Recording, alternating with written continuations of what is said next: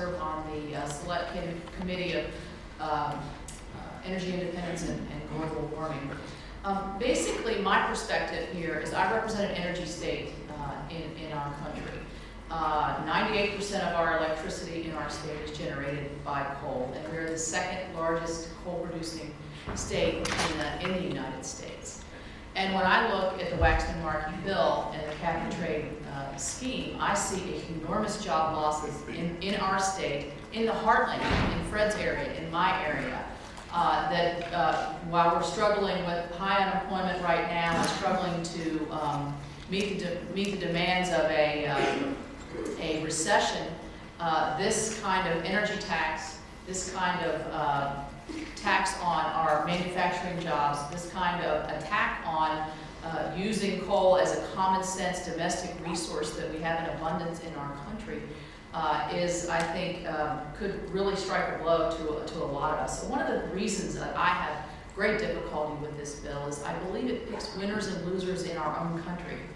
And I think that's why you see, and this was alluded to in some of the meetings earlier today, you see a lot of regional differences on people that can support the bill and people that can't. And some of those strike party line, a lot of it is party line, but then a lot of it are the regional differences that I explained what kind of difficulties that we would have in my home state, but also across the middle of the heartland.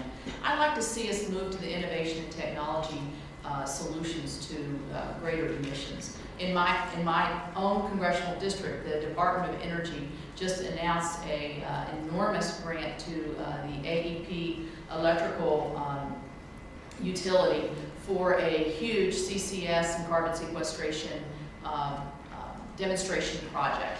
I'd like to see this as the way that we use our abundant resources, make them cleaner, and have more of a common sense approach to this, where we can then bridge to the greener jobs. And I've heard this since I've been here too. What about green jobs?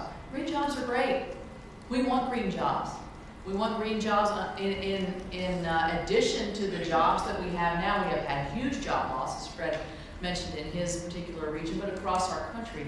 And so green jobs are things that we're cultivating in our own individual areas, but we want to be able to maintain the jobs that we have both in the energy sector and in the manufacturing sector.